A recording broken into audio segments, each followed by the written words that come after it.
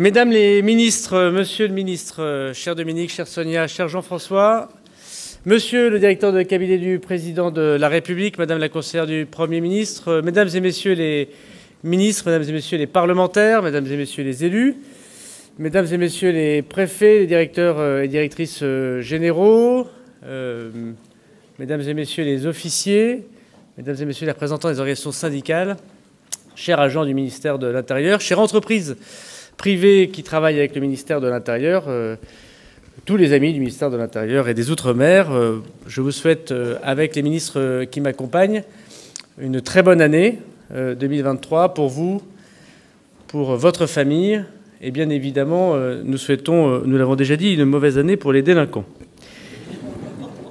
Je veux avoir une pensée particulière évidemment pour les agents du ministère de l'Intérieur, quel que soit leur statut, pour les agents du ministère des Outre-mer, monsieur le ministre. Je veux dire que si au bout de 3 ans, nous arrivons à nous réunir, pour la première fois nous faisons des vœux du fait du Covid, je veux avoir une pensée pour tous les agents du ministère de l'Intérieur et des Outre-mer qui ont travaillé pendant cette période toute particulière du Covid, dont certains d'ailleurs sont restés blessés par cette maladie très grave. Certains sont d'ailleurs décédés en fonction morts du Covid parce qu'ils étaient sur la voie publique, ils étaient auprès de nos concitoyens, ils les protégeaient au moment où c'était si difficile. Et de manière générale, pour l'année 2022, je vais avoir une pensée pour les 27 fonctionnaires de police, de gendarmerie, des sapeurs-pompiers qui sont morts en fonction. La mort est malheureusement présente chaque jour au ministère de l'Intérieur. Et je vais avoir une pensée pour eux, pour leurs familles. Et mon directeur général de la gendarmerie, demain d'ailleurs, malheureusement, nous irons auprès d'une famille en Ardèche pour être auprès de la gendarmerie nationale suite au décès de ce gendarme motocycliste. Nous n'oublions pas, quand on est au ministère de l'Intérieur, que nous dirigeons des femmes et des hommes qui risquent leur vie tous les jours pour sauver, pour protéger, et que ce n'est pas un ministère comme les autres.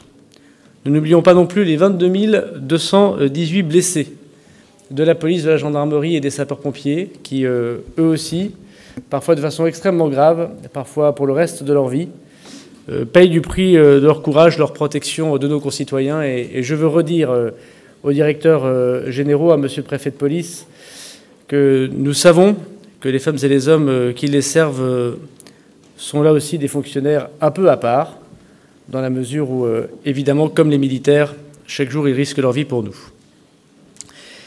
Le ministère de l'Intérieur et des Outre-mer, c'est l'objet, je crois, du petit discours que je vais commettre et le message que je voudrais vous passer. C'est d'abord le ministère de la Protection, c'est le premier des ministères sociaux et c'est le premier des ministères écologiques. C'est le premier des ministères de protection parce que nous sommes au ministère de l'Intérieur et des Outre-mer les garants de la protection de nos concitoyens et en premier lieu, bien sûr, grâce aux forces de sécurité intérieure que je veux ici une nouvelle fois remercier et remercier les organisations syndicales et les représentants de la gendarmerie pour le travail constant. S'il peut y avoir ici ou là des discussions sur un certain nombre de détails importants, je crois que nous cheminons ensemble pour trouver le meilleur compromis. Nous savons toutes et tous que nous sommes là pour servir le public et pour protéger nos concitoyens. Les objectifs que nous avons fixés depuis mon arrivée à la tête du ministère de l'Intérieur, à la demande du président de la République, c'est d'abord un objectif de lutte contre les trafics et singulièrement contre les trafics de drogue. Chaque jour, chaque nuit, chaque heure, les policiers et les gendarmes luttent contre ce trafic de drogue de manière extrêmement efficace et augmentent la pression sur ceux qui vivent, malheureusement, d'argent facile, qui fait naître le financement du terrorisme, qui fait naître la prostitution, qui fait naître l'argent sale qui circule et qui va corrompre jusqu'au cœur des hommes, comme dirait un ancien président de la République, et qui touche chacune et chacun dans le rapport qu'il peut avoir à la République, parce que lorsque ce ne sont plus les policiers qui demandent les pièces d'identité en bas d'un immeuble, c'est que la République n'est plus au rendez-vous pour nos concitoyens. Et ce sont les plus pauvres de nos concitoyens qui subissent ces trafics, qui subissent l'insécurité et qui subissent la loi des dealers. En 2022, même si les chiffres de la délinquance n'ont pas encore été publiés, ils le seront dans quelques jours, mais en 2022, c'est plus de 2000 opérations par mois antidrogue qui ont été commises par les policiers et par les gendarmes.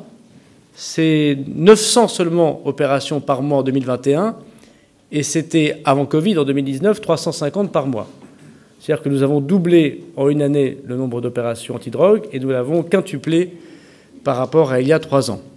On le doit évidemment à la mobilisation des préfets et des sous-préfets, que je remercie, les agents de préfecture, mais bien sûr aux policiers, aux gendarmes et aux stratégies notamment de présence plus importante de policiers et de gendarmes sur la voie publique et d'augmentation du nombre de personnes dans les unités de force mobile qui, en plus de leur travail d'ordre public, opèrent chaque jour, chaque nuit, ces opérations. Je veux parler par exemple de Marseille, où il y a toutes les 2 heures une opération antidrogue dans la ville de Marseille. Ces résultats sont impressionnants. Une augmentation avec le ministère de la Justice des saisies des avoirs criminels, une augmentation très importante, plus de 40% de nos trafiquants arrêtés et traduits devant la justice, et une baisse continue depuis le milieu de l'année dernière des violences, notamment des violences faites aux personnes, moins 15% de violences dans l'ensemble de notre territoire national. Gageons que 2023 sera la suite de la présence policière et gendarmesque partout sur le territoire national, et que la lutte contre la drogue soit comprise comme l'alpha et l'oméga, sans doute, de la reconquête territoriale.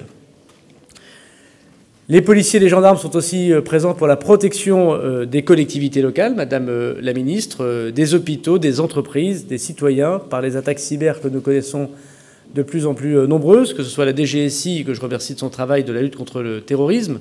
On n'a jamais déjoué autant d'attentats que ces derniers mois, et le travail en revient évidemment en premier lieu aux agents de la DGSI, Monsieur le Directeur général, mais également aux attaques cyber qui touchent, vous l'avez vu, notre vie quotidienne, à commencer par les hôpitaux, l'augmentation des moyens, nous y reviendrons, mais aussi l'augmentation de la technicité, fonds du ministère de l'Intérieur, le ministère 2.0 de protection de nos organes vitaux et de la vie quotidienne des Français. Songez que 50% des escroqueries aujourd'hui sont des escroqueries cyber, déjà, qui touchent chacun de nos concitoyens. Et la police et la gendarmerie ont pris ce virage technologique. Et le ministère de la Protection, c'est aussi le ministère de la Protection numérique. Et c'est un ministère de protection parce que c'est de la protection contre les crises. Crise Covid, nous l'avons dit. Crise énergétique.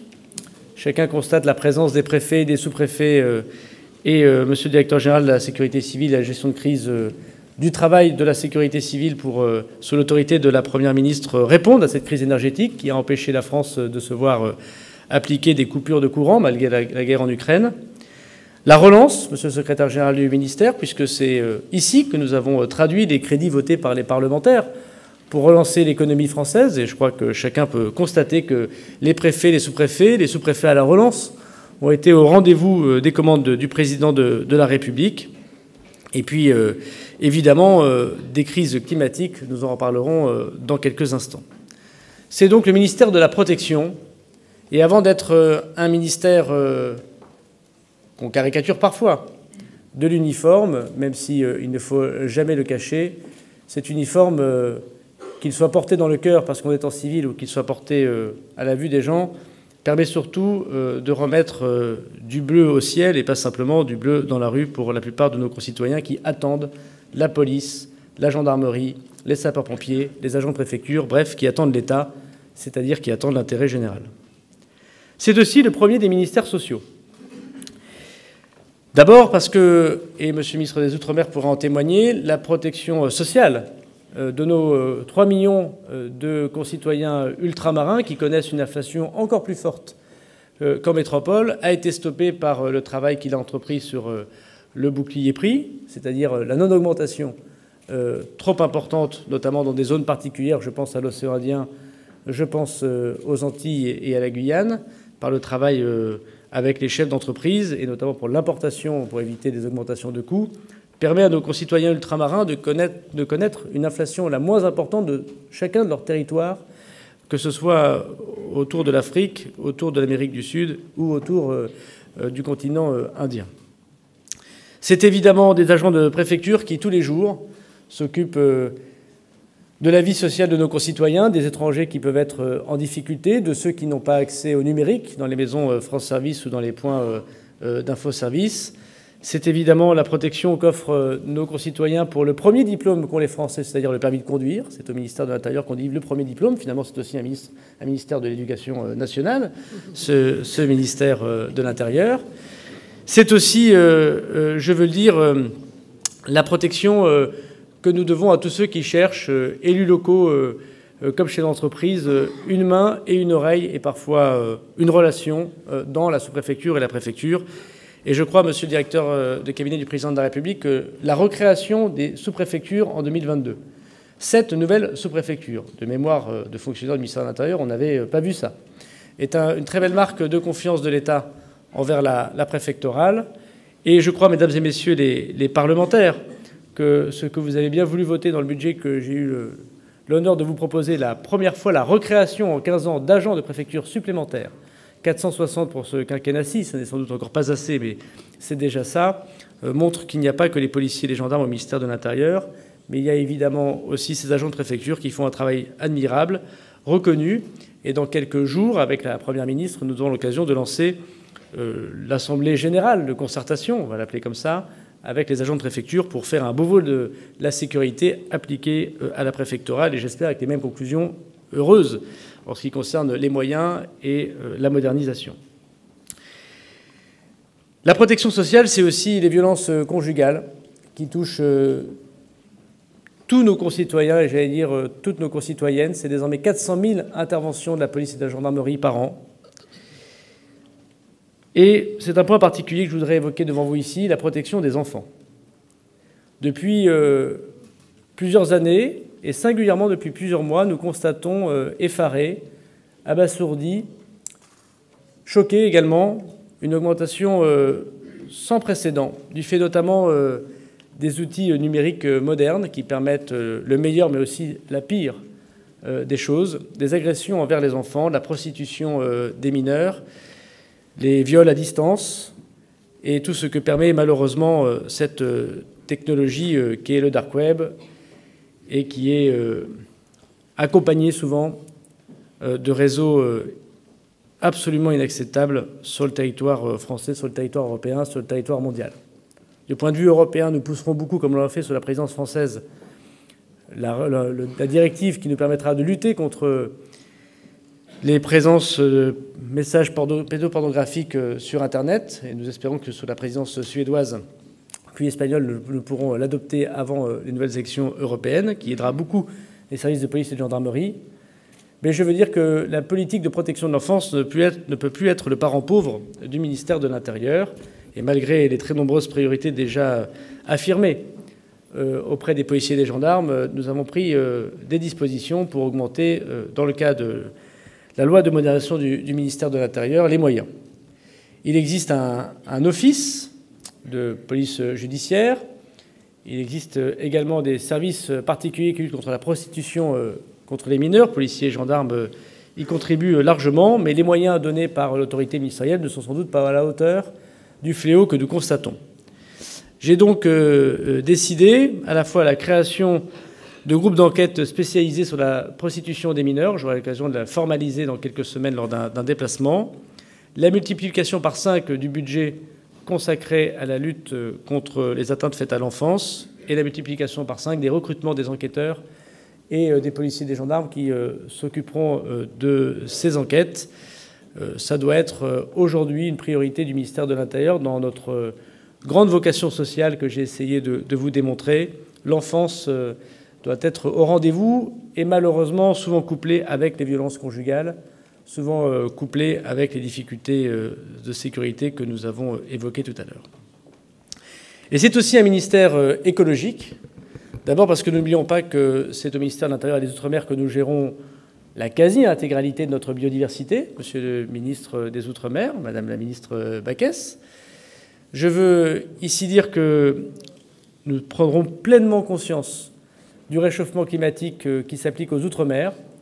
L'île d'Ouvéa, dans quelques années, peut-être n'existera plus, du fait de l'augmentation du trait de côte. Et puis, chère Sonia, 70% des Calédoniens, par exemple, habitent le long d'un endroit littoral qui sera, dans quelques mois, dans quelques années, mangé par la mer.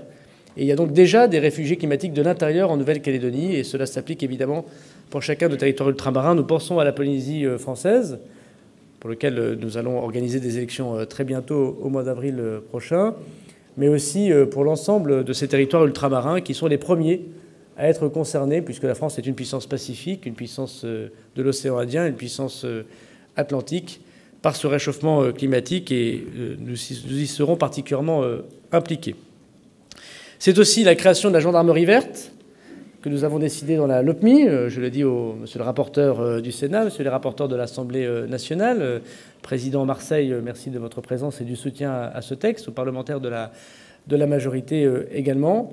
La gendarmerie verte, c'est très concrètement ce que nous allons commencer à lancer dès vendredi, puisque nous irons nous faire un déplacement pour la protection des animaux, mais c'est aussi évidemment dans chaque brigade de gendarmerie désormais un enquêteur spécialisé et correspondant, des élus locaux, pour la chose aussi concrète que la lutte contre les déchets ou la pollution de l'eau, mais évidemment pour toutes les enquêtes qui doivent accompagner le Grenelle de l'environnement inventé sous un quinquennat précédent et sur la priorité climatique portée par la Première ministre. Et donc les gendarmes verts n'auront pas des uniformes verts, je veux le dire ici, de façon très claire. C'était la proposition du général Rodriguez, mais j'ai dit non. Je le dis afin que je sois plus populaire que lui dans l'arme. Mais ils seront évidemment, comme ils l'ont déjà été, mais beaucoup plus encore, impliqués dans la protection de la ruralité et de nos espaces verts. C'est aussi la sécurité civile. Et je pense évidemment à nos pompiers, aux militaires des formations formisques qui sont sous mon autorité, aux collectivités locales, Madame la Ministre, aux préfets, aux sous-préfets. Je pense que les méga-feux de cet été nous ont tous beaucoup marqués.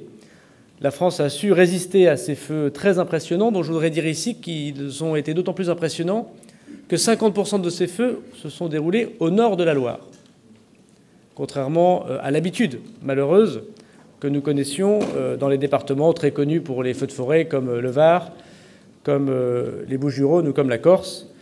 Et cela implique de réfléchir plus profondément au modèle de sécurité civile que nous voulons pour demain, comment armer davantage les collectivités locales et singulièrement les SDIS. Un excellent rapport a été rendu. Une mission du ministre Falco nous sera rendue dans quelques mois, Madame la Ministre, pour que nous soyons prêts, évidemment, pour l'été prochain, à la voie des flottes aériennes plus conséquentes. Vous avez les moyens budgétaires votés dans la loi de modernisation du ministère de l'Intérieur. Rendons ainsi hommage à nos pilotes extrêmement courageux, à notre modèle de sécurité civile, mais également au changement de paradigme, puisque les feux de forêt touchent tous les départements de France potentiellement, y compris les Outre-mer, et que les catastrophes naturelles n'ont pas manqué pendant ce quinquennat précédent, notamment à Saint-Martin. Je veux aussi saluer le travail qu'a aussi fait la préfectorale et le ministère des Outre-mer dans la reconstruction de Saint-Martin. Mais il est évident qu'entre la Vésubie et Saint-Martin, nous avons connu des moments extrêmement difficiles qui vont s'accélérer dans les mois et les années prochaines. Des mini-tornades désormais existent. Depuis que je suis ministre de l'Intérieur, j'en ai connu dans 2 départements qui ne sont pas normalement dans les phases rouges des météorologues, dans l'Aisne, dans le Pas-de-Calais, où des villages ont été rasés. Et les images de guerre n'ont rien à envier à ce que nous avons vu concrètement, où des gens n'ont plus de maison en quelques secondes. Et j'ai demandé au directeur général de la sécurité civile, à la suite des très belles annonces faites par le président de la République, voilà quelques semaines à l'Élysée, que nous puissions, au ministère de l'Intérieur, qui est le ministère de la gestion des crises, révolutionner, là aussi, la sécurité civile à l'heure du réchauffement climatique, à l'heure des méga-feux et à l'heure des calamités naturelles. C'est donc un ministère de protection, c'est donc un ministère social, c'est donc un ministère écologique. Et c'est un ministère qui, en 2023, va avoir beaucoup de travail, parce que jusqu'à présent, on était plutôt calme. Et donc, on va accélérer. Je vous souhaite de bons vœux 2023-2024. Je vais regrouper. Puisqu'on part du principe que nous sommes désormais, comme dirait la reine Elisabeth, dans une année qui pourrait être qualifiée d'horrible, si on n'y prend pas garde, en tout cas qui n'a pas d'équivalent, je crois, dans l'histoire du ministère de l'Intérieur, et je ne me paye pas de mots. En dehors de la vie quotidienne des policiers, des gendarmes, des pompiers, des préfets, des sous-préfets, des agents de préfecture, qui est de temps en temps animé.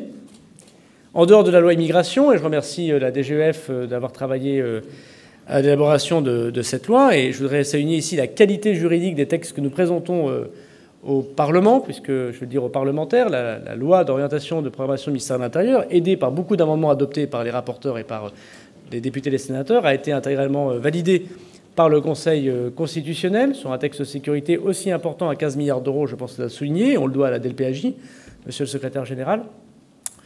Je veux dire que nous aurons une année particulièrement riche, qui commencera en septembre par la Coupe du monde de rugby. C'est malgré tout le 5e événement mondial et le 3e événement sportif mondial. Et si nous n'avions que la Coupe du monde à organiser, comme je l'ai dit aux sénateurs hier, nous serions déjà tous extrêmement focalisés sur ce point. Coupe du monde de rugby en septembre. Et puis, comme on s'est dit que l'année ne serait trop simple, Sa Sainteté le Pape a annoncé sa venue à Marseille, ville accueillante, où je me rendrai d'ailleurs ce week-end pour commencer à évoquer ce sujet avec la préfète de police, le préfet et monsieur le maire et les élus marseillais. Mais évidemment la venue du pape François à Marseille, dont j'ai compris qu'il souhaitait par ailleurs ne pas rester simplement dans une réunion entre évêques, va demander un petit peu de moyens pour les forces de l'ordre et peut-être pour le ministre de l'Intérieur. Puis nous allons commémorer, puisque c'est 2024, un anniversaire très important, un anniversaire tout rond qui est celui du débarquement de Normandie. Je crois que le président de la République a prévu d'inviter une grande partie de la scène mondiale à venir en Normandie. Je lui ai proposé Tourcoing, mais il m'a fait remarquer que le débarquement a eu lieu en Normandie, donc j'ai entendu l'argument. Puis, comme il a fallu s'y prendre à 2 fois, il y a un débarquement de Provence aussi organisé, également 80e anniversaire, où l'ensemble des États africains, je crois, et de tous les soldats venus de l'autre côté de la Méditerranée, histoire personnelle chère à mon cœur, doivent être accueillis dans un contexte formidable, puisque nous aurons évidemment les Jeux Olympiques en même temps. Les Jeux Olympiques à Paris, c'est une fois par siècle. Il faut que ça tombe sur nous. Et les Jeux Olympiques, monsieur le préfet de police, dont je vous remercie du travail très important à Paris, comme pour l'organisation de ces Jeux Olympiques, et je voudrais saluer tous ceux qui y travaillent, bien évidemment, monsieur le préfet de la région Île-de-France, Michel Cadot, Ziad Khoury, et tous ceux qui y contribuent.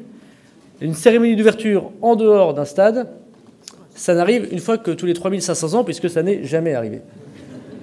Et donc, cher Laurent Nunez, je suis très heureux, avec toi, de pouvoir organiser, sous l'autorité de nos autorités présidentielles et de Premier ministre, ces Jeux. Et puis, comme ça ne suffisait pas, il y a les Jeux paralympiques, qui vous paraissent comme ça quelque chose de pas très important à organiser, mais enfin on va quand même bloquer une partie de Paris pendant le mois de septembre et accueillir énormément de monde, puisque l'intensité des Jeux paralympiques est de plus en plus forte, et c'est tant mieux. Le travail du ministère de l'Intérieur n'est pas d'avoir peur. Le travail du ministère de l'Intérieur n'est pas de dire qu'on ne peut pas y arriver. Le travail du ministère de l'Intérieur n'est même pas de gâcher la fête. Le ministère de l'Intérieur est de la permettre. Nous voulons ici couper court à ceux qui pensent que le ministère de l'Intérieur est content lorsqu'il ne se passe rien et que la pluie est au rendez-vous. Comme disait Talleyrand, la pluie est contre-révolutionnaire.